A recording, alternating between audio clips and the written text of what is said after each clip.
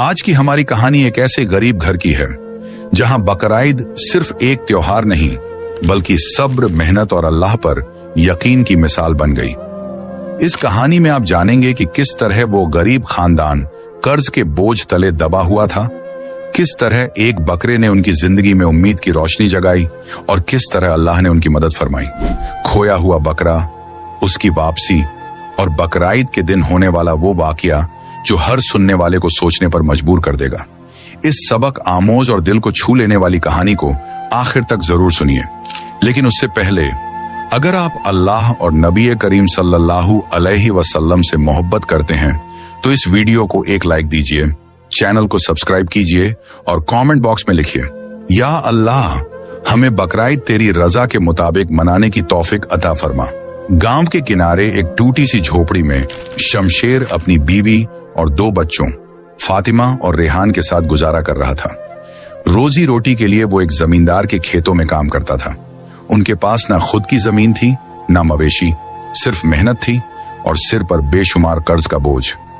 हर दूसरे दिन कोई ना कोई कर्जदार उनके दरवाजे पर दस्तक देता। शमशेर, जो वादा किया था वो दिन तो बीत गए, अब और देर ना हो। शमशेर हाथ जोड़कर कहता, बस चंद दिन और मोहलत दे दो, खुदा की कसम सब चुका दूंगा। कभी मान जाते, कभी ताना दे जाते। इन्हीं हालातों में एक सुबह शमशेर खेतों में काम कर रहा था। उसका चेहरा उतरा हुआ था, हाथ रुके रुके से थे। मालिक ने देखा और पास आया। शमशेर, आज उदास क्यों हो? सब खैरियत। शमशेर की आंखें भर आईं। मालिक, सर पर कर्ज है और रोजगार का कोई जरिया नहीं। बच्चे भी समझदार हो रहे हैं मगर घर की हालत देखकर खामोश रहते हैं। दिल टूटता है मालिक। मालिक कुछ पल खामोश रहा, फिर मुस्कुराया।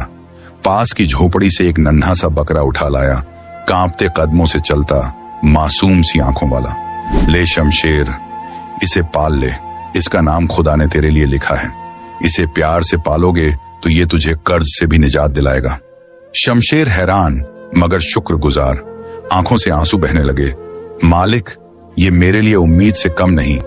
जब शमशेर वो बकरी का बच्चा लेकर घर पहुंचा तो फातिमा और रेहान दौड़ कर आए। रेहान ने उसे गोद में लिया जैसे कोई छोटा भाई हो। अब्बू, इसका नाम बहादुर होगा, मैं इसका खुद ख्याल रखूंगा। शमशेर और उसकी बीवी ने एक दूसरे की आंखों में उम्मीद देखी जो सालों बाद लौटी थी।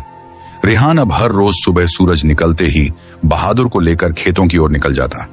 नंगे पांव, कंधे पर छोटी सी रस्सी और दिल में एक अलहदा सी खुशी।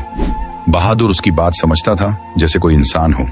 रेहान घास काटता और बहादुर हरियाली में चरता रहता। गांव के बच्चे कहते, रेहान तू बकरी को इतना क्यों चाहता है? वो मुस्कुराकर जवाब देता, क्योंकि ये सिर्फ बकरी नहीं, ये हमारी उम्मीद है, हमारे घर की रोशनी है। वक्त बीतता गया। बहादुर अब एक ताकतवर, मोटा ताजा बकरा बन चुका था। सफेद बालों के बीच उसकी गर्दन पर एक भूरी लकीर थी जो उसे बाकी सबसे जुदा बनाती थी। इधर शमशेर के घर में भी थोड़ा सुकून था मगर कर्जदार की दी हुई मोहलत अब बस एक दिन की मेहमान थी। अगले ही रोज पैसे देने की आखिरी तारीख थी और फिर आया वो दिन। रेहान हमेशा की तरह बहादुर को लेकर जंगल गया मगर उस दिन कुछ अजीब हुआ। रेहान घास काटने में इतना मशगूल हो गया कि ध्यान ही न रहा बहादुर कहां चला गया। शाम ढलने लगी थी। सूरज की आखिरी किरणों के साथ रेहान को बेचैनी ने घेर लिया। बहादुर, बहादुर! वो दौड़ा, पत्तों की सरसराहटों में, झाड़ियों के बीच, मगर बहादुर कहीं न मिला। अंधेरा होते होते रेहान थक कर रोने लगा। वो मिट्टी में बैठकर जोर जोर से कह रहा था, मुझे माफ कर दो अब्बू, अम्मी, बहादुर गुम हो गया, मैं तुम्हारा गुनहगार हूं। आंखों में आंसू लिए जब वो घर पहुंचा तो दरवाजे पर खड़ी फातिमा और उसकी मां ने उसकी हालत देखी। क्या हुआ रेहान? बहादुर, बहादुर नहीं मिला अम्मी, बहुत ढूंढा मगर वो कहीं नहीं मिला। घर में एकदम खामोशी छा गई। किसी ने कुछ नहीं कहा। शमशेर भी चुप था, जैसे किसी ने उनकी रीढ़ की हड्डी तोड़ दी हो। उस रात किसी ने खाना नहीं खाया। सब चुपचाप बिस्तर पर लेटे रहे, दिल में एक ही सवाल लिए, क्या अब कर्ज चुकाना मुमकिन होगा? अगली सुबह सूरज की रोशनी जब शमशेर के छोटे से मकान की दीवारों पर पड़ी तो एक उम्मीद की किरण भी साथ लाई। रेहान की आंख खुली और दिल में अब भी बहादुर की तस्वीर तैर रही थी। वो धीरे से दरवाजा खोलकर बाहर निकला। ठंडी हवा चल रही थी, जैसे अल्लाह की रहमत जमीन पर उतर रही हो। और तभी दरवाजे के सामने वही बहादुर बैठा था, गर्दन झुकाए मानो खुद शर्मिंदा हो, लेकिन चेहरे पर वही मासूमियत। बहादुर! रेहान की आवाज पूरे मोहल्ले में गूंज उठी। वो दौड़ता हुआ बहादुर से लिपट गया, जैसे कोई मां अपने बिछड़े बच्चे से मिलती है। आंसू उसकी आंखों से झरने लगे। घर के अंदर से फातिमा भागी आई, पीछे अम्मी भी आई और शमशेर भी। सबने जब बहादुर को देखा तो ऐसा लगा जैसे कोई मरा हुआ इंसान जिंदा होकर लौट आया हो। शमशेर ने सिर आसमान की तरफ उठाकर कहा, या अल्लाह, तेरा शुक्र है, तूने हमारी मेहनत को जाया नहीं जाने दिया। लेकिन कर्ज की मोहलत अब भी खत्म हो चुकी थी, अगला कदम लेना ही था।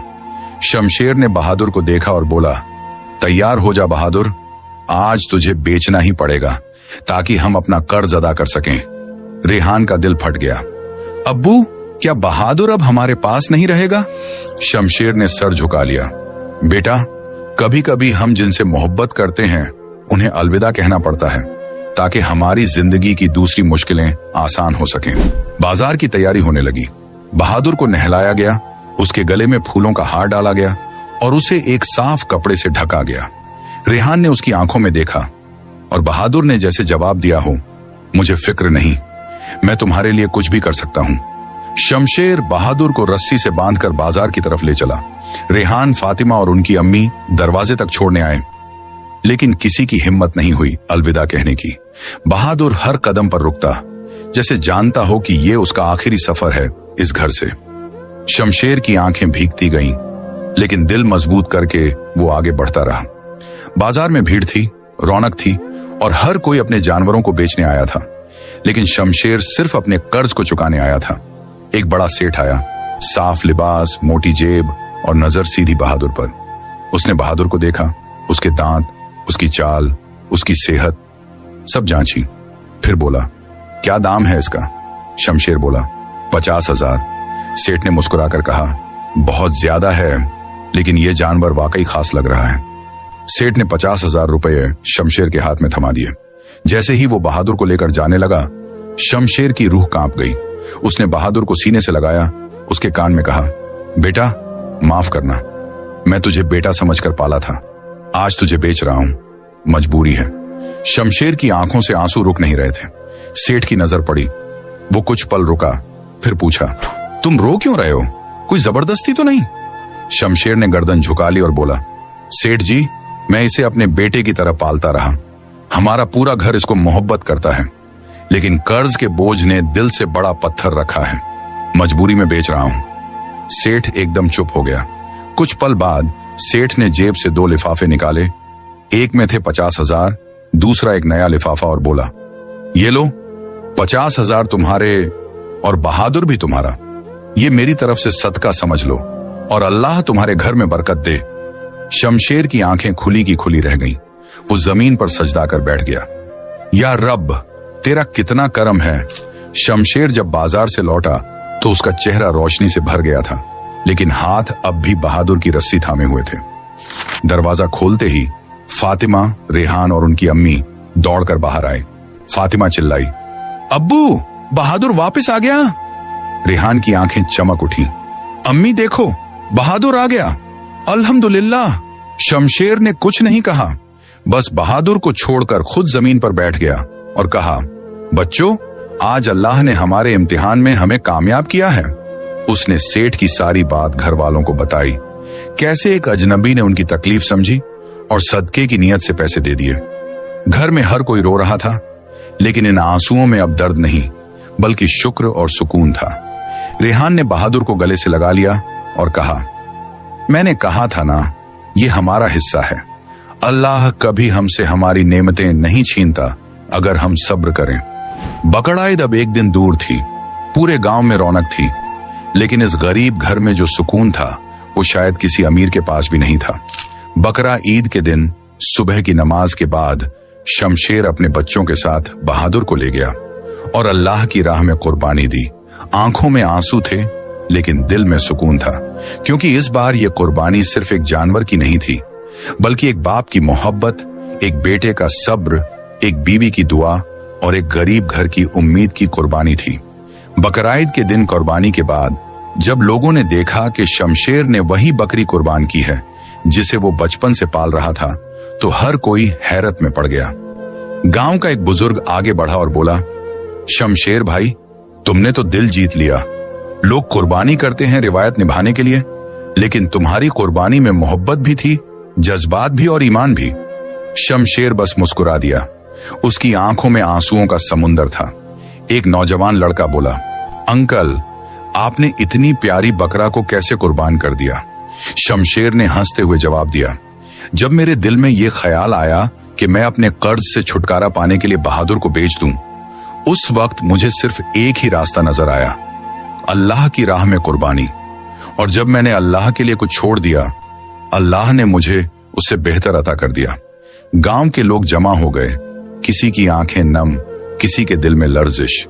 उसी वक्त गांव की मस्जिद का इमाम आया और मिंबर पर खड़े होकर कहा, आज के दिन सिर्फ जानवर की कुर्बानी नहीं होती, बल्कि अपने नफ्स, अपने एहसासात और अपनी मोहब्बत की भी कुर्बानी होती है। शमशेर और उसके घर वालों ने साबित कर दिया कि असल कुर्बानी क्या होती है। हर कोई अल्लाह का शुक्र अदा करने लगा। फातिमा ने मां से पूछा, अम्मी, क्या अल्लाह हमेशा सब्र करने वालों को इनाम देता है? अम्मी ने प्यार से कहा, बिल्कुल बेटा, अल्लाह कभी भी सब्र करने वालों को तन्हा नहीं छोड़ता। कभी किसी सेठ के जरिए, कभी किसी बकरी के जरिए और कभी किसी कुर्बानी के जरिए वो हमारी मदद जरूर करता है। अगर आपके पास कुछ नहीं भी हो, लेकिन दिल में ईमान, सब्र और तवक्कुल हो, तो अल्लाह हर रास्ता खोल देता है। कुर्बानी सिर्फ जानवर देने का नाम नहीं, अपनी जरूरत को भी अल्लाह के लिए छोड़ देने का नाम है। प्यारे दोस्तों, अगर आपको वीडियो पसंद आई हो तो शेयर जरूर करें। अस्सलामु अलैकुम।